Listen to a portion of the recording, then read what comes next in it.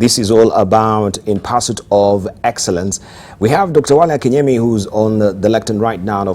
We're going to also listen from him, his perspective of excellence, In Pursuit of Excellence. Wale, you got 5 minutes beginning now. Thank you very much. Good morning. When Dibal told me about the topic for today, I was excited because I had just written my 17th book, and it was focused on that, and that's what I'm sharing with Kenya this morning. Beyond Intelligence, the simple practice of staying relevant. And so I'm going to just take some parts of what is in there that addresses this. Because while we have definitions for the word excellence may vary from place to place, I believe that excellence is being the best, like you said earlier on, the best you can be, but based on the exposure you have at any point in time. So a guy who is in my village, whose job is maybe to do some chores in the village, he's excellent at it based on the exposure that he has at that point in time. Somebody who just did their exams and came, did very well, they are excellent based on their level at that point in time. One of the big tragedies, I think, of the African continent is mistaking infrastructural development for excellence. And another word I like to play with these words is civilization. All the infrastructure in the world does not guarantee civilization, because it's a way of thinking. The truth is, if you look across, look at the Nairobi skyline, look at the Lagos skyline, look at the Johannesburg skyline, Dubai, Qatar, Chicago, all those places. If you did not know which was which, and you just looked at snapshots of the skyline, you would not be able to tell which is Africa, which is America, which is Asia. Why? Because infrastructure is moving. But you know what? It is the way of thinking that we need to be concerned about. I had the privilege of giving closing remarks yesterday at the Kenya Sanitation Conference. And one of my thoughts throughout that conference is that we may have 1 million toilets put in a place. If it is not a cultural mindset to use toilets, people will still not use the toilets. In his book, From Third World to First, Lee Kuan Yew talked about when they moved people from the slums basically to high-rise buildings. And people were rearing their pigs on the 12th floor. People did not want to go in the lifts because they were scared. So infrastructural development is going to be useless without a mental reorientation. We have there's a particular housing estate that in the 90s in Lagos was, if you had that address, you were doing very well. But today, because of the mindset, if you have that address, you are not doing very well. And that's why, people keep moving. These things keep moving. So, let's now bring it into the corporate. I think I've established the fact that excellence is not in things. It's in a mindset. Let's now go to companies like Yahoo. Yahoo was the pioneer. Before we knew Google, before we knew all these things, Yahoo was there. And I saw very interesting things about Yahoo that caught my attention. And that is the fact that Yahoo had an opportunity to buy Google for $1 million. They didn't see it. They had an opportunity to buy Facebook. They didn't see it. They had an opportunity to buy eBay, to buy YouTube. They didn't see it. What is the result? Yahoo ends up in the graveyard of companies that came and went. Why did that happen? We have to trace it back to leadership. And leadership, effective leadership I'd like to say, is not a function of intelligence, but a function of the value you're able to bring. Interestingly, when people like Mugabe got into office, people clapped and rejoiced. When he was ousted, people clapped and rejoiced. What happened in there? Somewhere along the line, he lost connectivity or relevance with the people. And once you lose relevance, you move from being a leader to a title holder or an office holder. Now, intelligence is not what makes you relevant. What makes you relevant is an intelligence that adds value. And never forget, your great idea might actually be a useless idea. You think it's great, but it's useless in the context of geography and time. So I want to encourage people. I looked at different nations and I found that there's a direct correlation between research and development, literally.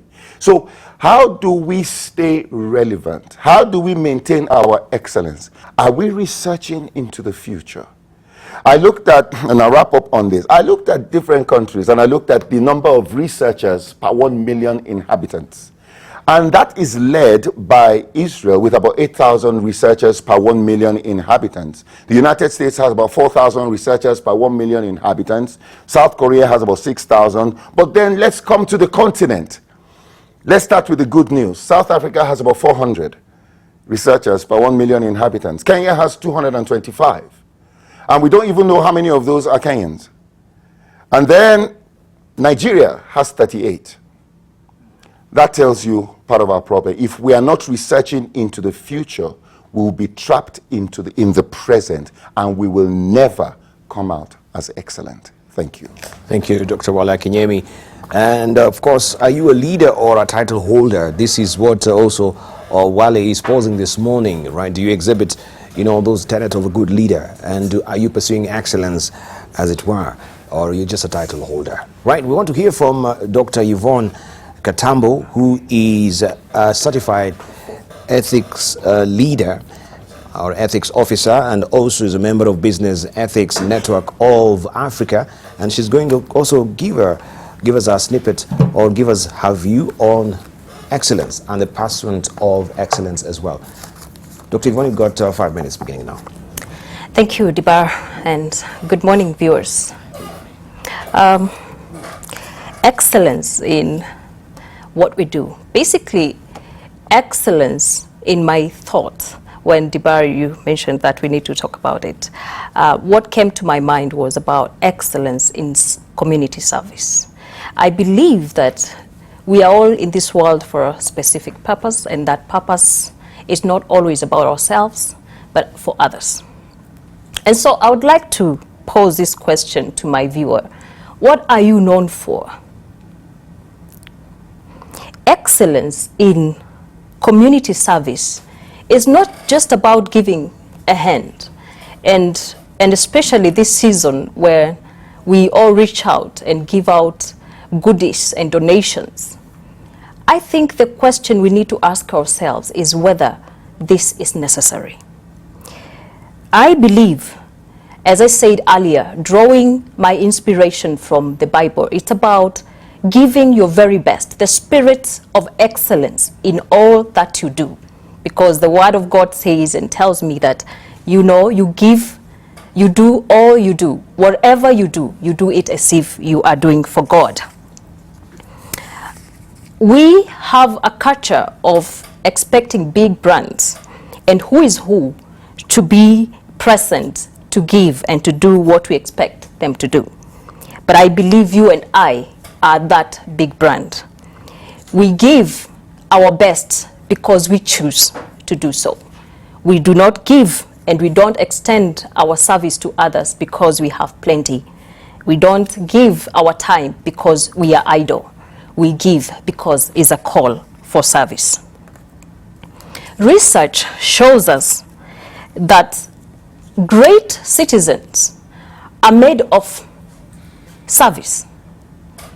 If you look at people who have skills in solving solutions, is because they have first-hand experience of these problems, and they have deepened their problem-solving skills. If you are out there and you're asleep, I would like to task you to wake up and smell your coffee this morning and do something. In Kenya, we have a culture of people expecting so much from others, but they do not want to ask themselves, what am I doing myself as an individual? Health-wise, when you give your very best out there, you boost your self-esteem.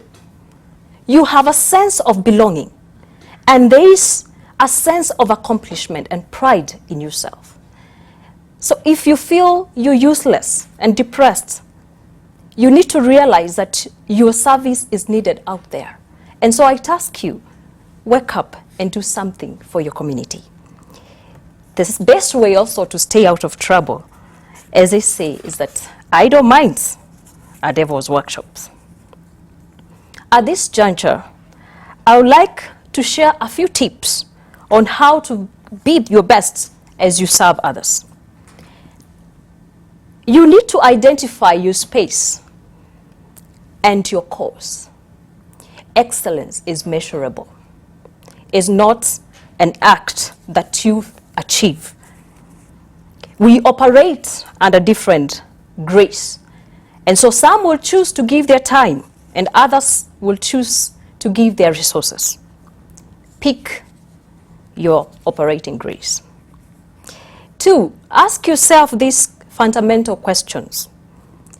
Is what you're doing measurable? Is it transformative? And is it timely? Sir Edward reminds us that in God we trust, or else must bring data. So you should be able to be measurable in whatever you do. And finally, do it and give it your best. Daktari has just reminded us that whatever we are doing, we need to understand our exposure levels. I want to add on to that no matter how small or little you feel that you're exposed, you can still give it a shot. Don't lie on your bed and complain about serikali's idea. I would like to task parents, our children at home.